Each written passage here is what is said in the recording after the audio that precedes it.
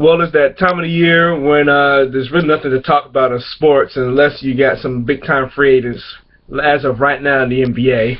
And obviously with the media going crazy, like I just mentioned, because there's really nothing to talk about until football gets started, we've got to just tip your hat off to LeBron going back to Cleveland, not making any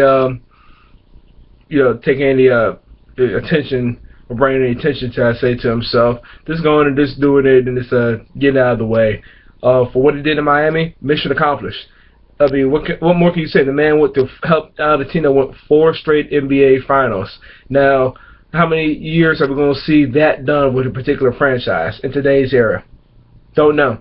Don't know. So, not really speaking so much as a Miami fan, a Heat fan, or a Cleveland fan, or whatnot. But obviously with a superstar like this, too, just tipping my hat off, him making this decision. And it's business decision as well. I know I got done talking to my dad a few moments ago, and got to think about it. With LeBron, his son's getting older too. They already had a house, if I'm not mistaken, somewhere there in Ohio. So why not? I saw another person, a buddy of mine I played against in semi-pro football. And he brought up a good point as far as saying that Wade was getting a little bit older too, and Bosh was looking like he was going to sign with the Rockets. That's not certain.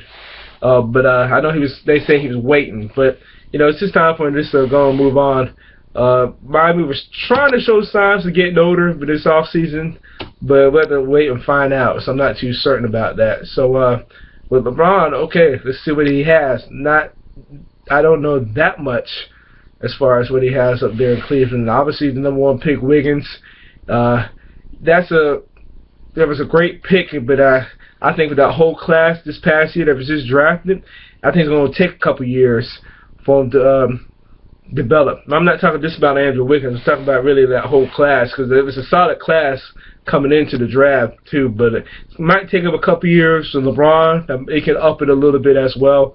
Everybody knows about Kyrie Irving. He's going to be doing his thing too. But think about it. He wanted to worry about being the man. And now that LeBron's used to playing with the superstar already, hey, it should be hopefully it's a pretty smooth transition for Irving, but we'll have to find out and see. So we're going to find out about that. Maybe try to get Bennett up to par too.